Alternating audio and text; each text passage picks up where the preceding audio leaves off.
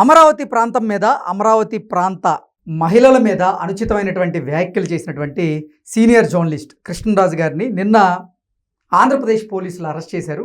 Arrest చేసి ఆయన్ని విజయవాడకు తరలించారు. ఈ నేపథ్యంలో ఇప్పటికే ఈ అనుచితమైనటువంటి వ్యాఖ్యలు చేసినటువంటి కేసులో ప్రముఖ సీనియర్ జర్నలిస్ట్ అయినటువంటి కేఎస్ఆర్ గారు ఇప్పుడు రిమాండ్లో ఉన్నటువంటి నేపథ్యంలో ఇప్పుడు కృష్ణరాజు గారు కూడా ఈ కేసులో అరెస్ట్ అయిన నేపథ్యంలో తరువాత అరెస్ట్ ఎవరు జరిగేటువంటి అవకాశం ఉందనేది సర్వత్రా చర్చనీయాంశంగా మారింది. ఈ నేపథ్యంలోనే ఈ అంశం మీద మనం పూర్తి స్థాయిలో విశ్లేషణ చేసుకుందాం. ప్రస్తుతం మనతో పాటు ఉన్నారు ప్రముఖ సామాజికవేత్త, ప్రముఖ రాజకీయ విశ్లేషకులు లింగమనేని శివరాం ప్రసాద్ గారు. వారితో మాట్లాడదాం. సార్ నమస్తే. సార్ నమస్తే. ఈ మురికి వ్యాఖ్యలు చేసినటువంటి కేసులో కృష్ణరాజు గారు నిన్న అరెస్ట్ అయ్యారు. అసలు అమరావతి దేవతల రాజధాని కాదు, అమరావతి వేశ్యల రాజధాని. అమరావతి ప్రాంతంలో వేశ్యలు అలాగే ఎయిడ్స్ పేషెంట్స్ ఎక్కువగా ఉన్నారు అంటూ అనుచితమైనటువంటి వ్యాఖ్యలు చేశారు ఆయన. అవి రెండు తెలుగు రాష్ట్రాల్లో కూడా తీవ్ర దుమారాన్ని రేపాయి. ఆ షోని నిర్వహిస్తున్నటువంటి కేఎస్ఆర్ గారు అరెస్ట్ అయ్యారు. నిన్న కృష్ణరాజు గారు కూడా అరెస్ట్ అయిన నేపథ్యంలో తర్వాత అరెస్ట్ ఎవరిది ఉండేటువంటి అవకాశం ఉందనేది సర్వత్రా చర్చనీయాంశంగా మారింది. ఏంటి సార్ ఈ కేసులో ఏం జరగబోతుందంటారు?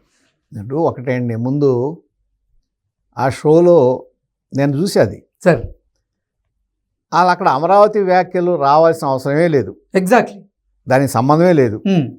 తీసుకొచ్చి అమరావతిని దేవతల రాజధాని అంటున్నాడు చంద్రబాబు నాయుడు గారు. ఏమంటున్నారని దేవతల రాజధాని అన్నాడు, దాంట్లో ఉన్న దేవతలు అన్నాడు. తప్పేంటి దాంట్లో?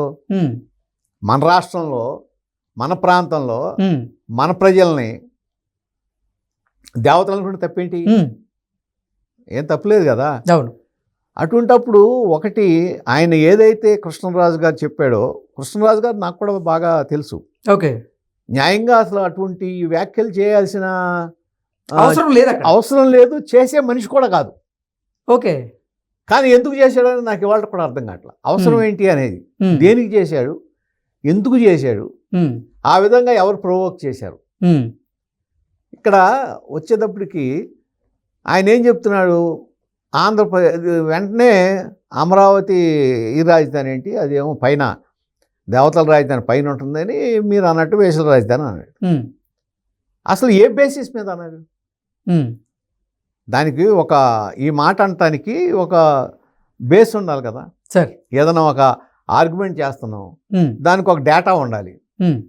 దానికి ఏమంటున్నాడు ఈయన టైమ్స్ ఆఫ్ ఇండియాలోనూ దేంట్లో టైమ్స్ ఆఫ్ ఇండియా దాంట్లో ఎక్కడా కూడా అమరావతి అనే పదం లేదు. అవును. అమరావతిని అనలా, ఈ ప్రాంతాన్ని అనలా.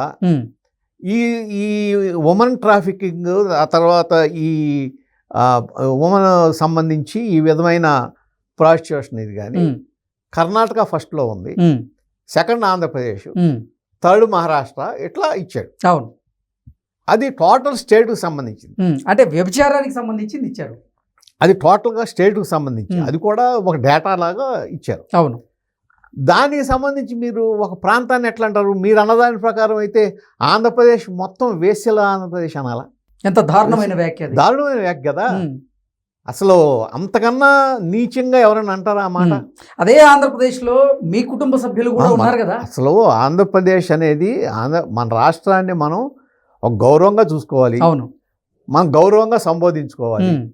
ఇప్పుడు మీరు ఏ అమరావతి అంటున్నారో, సార్, ఏ అమరావతిని మాట్లాడారో అదే అమరావతి రాణి రుద్రమదేవి పెరిగిన స్థలం. అవునా? అవును సార్. ఆచార్య నాగార్జునుడు అక్కడ బోధన చేసిన స్థలం, అక్కడ తిరిగిన స్థలం. పెద్ద పెద్ద బౌద్ధ ఆ రోజున అక్కడ సభలు జరిగిన స్థలం అది. సార్, గౌతమిపుత్ర శాతకర్ణి నడయాడిన స్థలం. అట్లాగే మీరు ఇన్ని దానికి ప్రాశస్త్యం కలిగినటువంటి ఒక ప్రాంతాన్ని నాగార్జున సాగర్ ప్రాజెక్టు కోసం ఆ రోజునే కొన్ని వేల ఎకరాలు ఇవ్వటం కాకుండా 50,000 రూపాయలు ఆ రోజున దానం చేసిన మహామౌడు ఆ ముత్యాలరాజు ఉన్న స్థలం అది. అదే కదా. అవును. వాళ్ళెవరో కనపడలేదా మీకు? వాళ్ళెవరో కనపడలేదా? వ్యాఖ్యలు చేసే ముందు ఒక ప్రాంతం గురించి వ్యాఖ్య చేసేటప్పుడు ఇప్పుడు ఆ ప్రాంతంలో ఇప్పుడు ఎక్కడో ఎందుకు, ఇప్పుడు కడపే ఉంది సపోజ్, కడపలో మన వివేకానంద రెడ్డి గారి హత్య జరిగింది. కడప మొత్తానికి అదే అంటామా? కడప జిల్లా మొత్తం అటుంటాడు అంటామా? అది రాంగ్ కదా అది. అవును. అసలు ఆ విధంగా మాట్లాడటమే తప్పు. మాట్లాడినప్పుడు వెంటనే యాంకర్ అంటే ఏంటి ఆయనకి? ఆయన యాంకర్ ఏంటి? తప్పు జరుగుతుంటే ఆపాలి. అవును. ఏదన్నా జరుగుతున్నప్పుడు ఇది కాదని సమర్థించాలి. దాన్ని చేయకుండా ఆయన మళ్ళా దాన్ని పెంచి నేను కూడా చూశాను ఓ పేపర్లో, నిజమే మీరు అన్నదంటే నిజమని ఎట్లా అంటాడు ఈయన? అసలు అది నిజం కాదు ఖండించాల్సింది కదా. పోయి వెనకేసుకురావడం రావటం. దాన్ని ఏ విధంగా కూడా సభ్య సమాజం హర్షించదు. నేను ఇది వరకు ఒకసారి చెప్పి మళ్ళీ చెబుతున్నాను. సార్, జగన్మోహన్ రెడ్డి గారు మాట వెళ్తే నాకు 40% ఉన్నారు మాకు అన్నారు.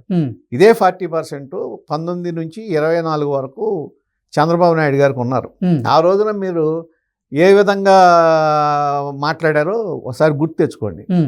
మీకు ఉంది 40%, వాళ్ళకి 40% ఉంది. కాకపోతే 20-25% ఎవరైతే విజ్ఞులు, ఏ పార్టీకి సంబంధం లేని వాళ్ళు, శాంతి భద్రతలు ఉండాలి, ఈ రాష్ట్రం సుభిక్షంగా ఉండాలి, తర్వాత ఈ స్కీములు, తర్వాత సంక్షేమ కార్యక్రమాలతో సంబంధం లేకుండా ప్రజలు బాగుండాలి, మా పిల్లలకి ఉద్యోగాలు రావాలి అని కోరుకునే వాళ్ళు ఎవరైతే ఉన్నారో వాళ్ళు ఎటు సపోర్ట్ చేస్తే అటే గెలుస్తారు. ఆ పార్టీయే గెలుస్తుంది. అది మర్చిపోవద్దు.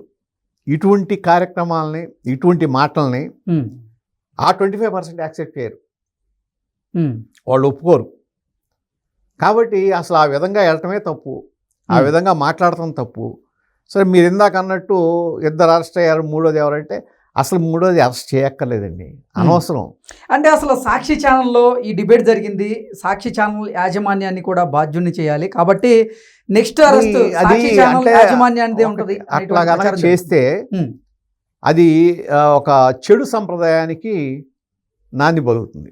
ఓకే, ఇది వరకు అట్లాగే చేసి బిఆర్ నాయుడు గారిని ఆయన మీద అరెస్ట్ చేయడానికి ట్రై చేశారు.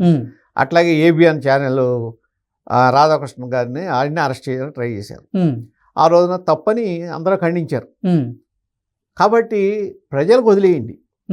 ఎవళ్ళైతే ప్రత్యక్షంగా పార్టిసిపేట్ చేశారో, ప్రత్యక్షంగా చేశారో వాళ్ళని మీరు కోర్టుకి తీసుకెళ్తున్నారు. సరే, దాని మీద విచారణ జరుగుతుంది, అంతవరకు ఓకే. అంతకు మించి వెళ్ళి దాన్ని అనవసరంగా మళ్ళీ ఇష్యూ చేయటం కన్నా కూడా దాని ఒకవేళ మీకు అవకాశం ఉంటే ఈ విధమైన విద్వేషపూరితంగా చేస్తున్నారు కాబట్టి లైసెన్స్ రద్దు చేయమని అడగండి. ఓకే, మీరు ట్రాయ్ని ఇది ఉంటుంది కదా, ఈ కంట్రోల్లో చేయటానికి ఉంటాయి కదా, వాళ్ళని అడగండి మీరు. ఓకే, ఇది రద్దు చేయండి, ఇట్లా విద్వేషాలు ప్రచారం చేస్తున్నారు, ఈ విధంగా తప్పుడు ప్రచారాలు చేస్తున్నారు.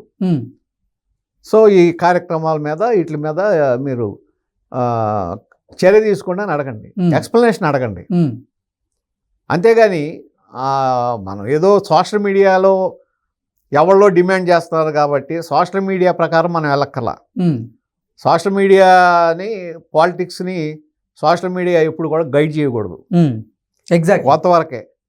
మీకు విజనరీ లీడరు చంద్రబాబు నాయుడు గారు ఎంతవరకు చర్యలు తీసుకోవాలో అంతవరకే తీసుకుంటాడని నా ఉద్దేశం. ఓకే, అంతకు మించి వెళ్ళాల్సిన పని లేదు. నిన్న కోర్టులో కూడా జడ్జి గారు కామెంట్ చూస్తే ఆయన కూడా వ్యతిరేకంగా కామెంట్ చేశారు. ఎవరిని? ఈ కొమ్మినేని గారిని. మీ బాధ్యత మీరు నెరవేర్చలేదు. ఒక జర్నలిస్ట్ గా మీరు ఏ అంశం మీద మాట్లాడాలి, ఏ అంశం మీద మాట్లాడకూడదు, ఏ అంశాన్ని ఎక్కడ అడ్డుకోవాలి అనేది మీరు తెలుసుకోవాలి కదా. ఈయన ఇంకా ప్రొవోక్ చేశాడు, ఆయన్ని పెంచి ఇంకా మాట్లాడిచ్చాడు. ఒక్కోసారి ఇప్పుడు మీరున్నారు, సపోజ్ నేను నాకున్న పరిధి దాడిపోయి నేను మాడుతున్నాను, మీరు అడ్డుకోవాలి. మీరు లైవ్ ఉన్నప్పుడు ఏంటంటే మీరు దాన్ని కట్ చేయాలి. అవును, అది మీ బాధ్యత. దాన్ని ఆయన చేయకుండా ఇంకా దాన్ని పెంచాడు. మరి కారణం ఏంటో ఆయనకే తెలియాలి. కానీ ఏదైనా అది ఒకటి చరిత్ర మర్చిపోకూడదు ఎప్పుడు కూడా. చరిత్రలో మహిళలను అవమానించినాడు ఎవడు కూడా పైకి వచ్చినట్టు కనపడదు. ఇప్పుడు కాదు, పురాణ కాలం నుంచి కూడా మహిళలను అవమానించినాడు ఎవడూ కూడా సక్సెస్ అయిన దాఖలాలు లేవు. ఓకే, సో అది గుర్తుపెట్టుకుని ఇప్పటికైనా సరే మహిళలను అవమానించకుండా, మహిళల విషయం మాట్లాడకుండా వాళ్ళని ఎంకరేజ్ చేయాలి, అభివృద్ధి ఇదే బాట పట్టించేటట్టు ఉండాలి తప్ప ఒక ప్రాంతానికి సంబంధించినది ఈ విధంగా మాట్లాడి చేయటం మూలాన నష్టమే తప్ప లాభమే ఉండదు మాట్లాడిన వాళ్ళకి. Okay sir, thank you so much.